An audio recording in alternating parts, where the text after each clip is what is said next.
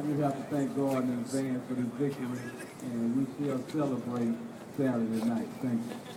Thank you, James. Well,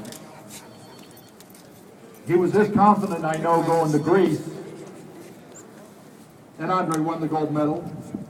Right by his side during that time was the man on my left, Antonio Leonard of Antonio Leonard Productions. I'm sure he's got a few words to say.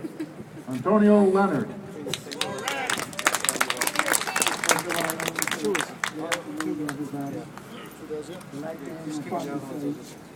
I was very comfortable in 2004 because that was based on what I seen in 2002.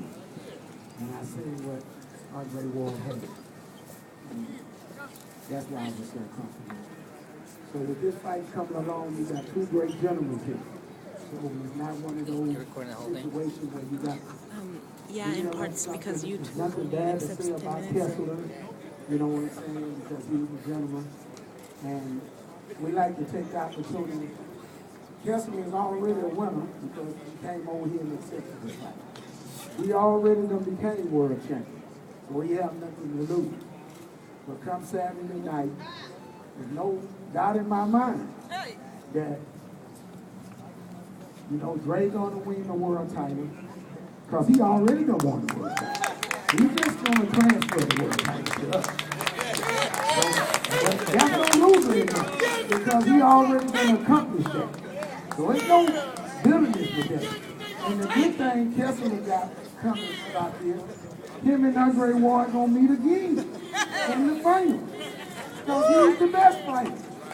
So Dre gonna win now, then Kessler gonna go get the rest of the guys. They're gonna be standing there at the end of the tournament, and then they're gonna fight again. So it's gonna turn out great for both of them. They're gonna make a ton of money.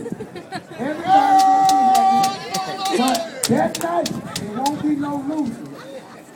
Because one thing's for sure, and I ain't never been so confident, and I know this man to my left is gonna win that fight. And I put, you know, if he wasn't in the tournament, Kessler would win. No doubt about that. Come Saturday night, he ain't gonna have nothing to be. No shame about it. He's gonna walk over and shake Andre Ward's hand and say, son, we had, this fight gonna be better than what y'all just seen. Because y'all gonna see a great fight.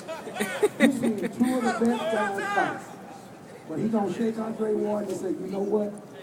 You earned it. Because young man, you pulled off the impossible. Saturday night, the new super middleweight champion of the world. You get used to it, because this is how they say it. They say, and the new. Just like when we was in Greece. They say, and the new is coming up. Bang, bang, bang. That's right. All right. That's all I got to say. What do you mean that's all you want to say? How much more could you say? Hold that for a second real quickly. And don't say anything inappropriate. Should we move our seats back a little, you guys, so we get the last remaining remnants of sun, or are we good here? Okay, we're good here. Okay. The sun is gone. Well, after that speech by Antonio, how gloom does Nickel look? Huh? You already know what the tournament, where everything is headed. First off, you know, it's been a long road to get here. There's been a lot of talk about the progress that we made throughout the years, but it couldn't have gone any better as far as the timing is concerned with the plan we had with Andre Ward. And a lot of that not only went to what we were able to distinguish in each and every fight, but as importantly was to see the growth of Andre, where every great fighter learns how to go out there and hone their craft. And for this, you had one man in particular that was behind the scenes. I want to introduce him now. I mentioned his name earlier, but he's really, I believe, Saturday night, going to take his own step in the recognition as being one of the up-and-coming top trainers in the business today, Virgil Hunter. Thank you, Virgil. Here you go. I'd like to thank Oakland for showing up today. It's a cold day. You guys braved the elements and came out in support of this great event that's going to take place Saturday night. I'd like to thank Showtime, Style and Promotion, Champion, and everybody that's been involved in this event. I'm partial to all the accomplishments to 2004. My position is a little different because I have to be a little different. I mean, it's something that we have done. It's something that it has happened, and right now it's important that we remain in what's happening. And what's happening is very serious business. We have a very formidable task in front of us. We have a champion. I'll just put it quite frankly to you. He's a real champion. He's a worthy champion, and he's a real champion. And all the accolades that he gets, he deserves.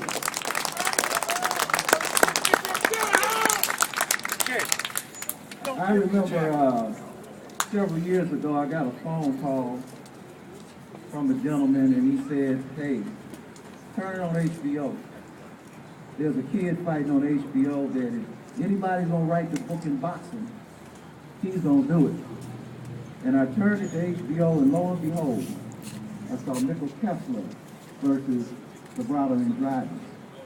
And I became fascinated right there at that moment.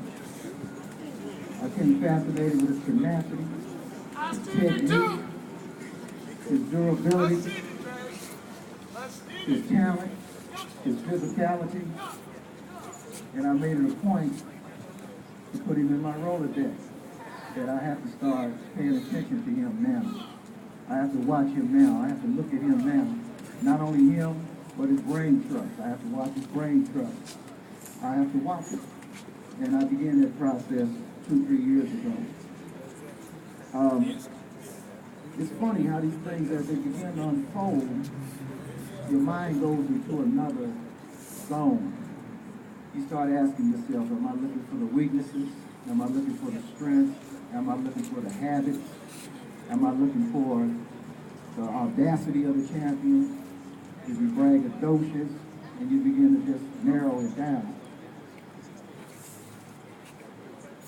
I began to develop a real respect for Kessler. I knew this day was coming. I knew this day was coming. And I developed a real respect for him. I knew this day was coming, so I began to look at other fights up here. Against Anthony Mundine, against Marcus Bayer, of course the Pagamos fight, the gentleman before Pagamos. And the respect just grew. And then I had opportunity to watch the fighter well, and the respect even grew even higher. And the reason why I grew higher is because he was in hostile territory. He was before 50,000 screaming fans that wanted him to lose. He was against a champion that couldn't be beat and thought he couldn't be beat. And I picked Kessler to win this fight. As a matter of fact, I lost money on him. Because he didn't win this fight. I lost money on him. I learned something in that fight. 2 things I learned. I kept waiting for him to change up, and he didn't do it. I kept waiting for him to make an adjustment, and he didn't do it. But one thing he didn't stop doing, he never stopped fighting. He never stopped trying.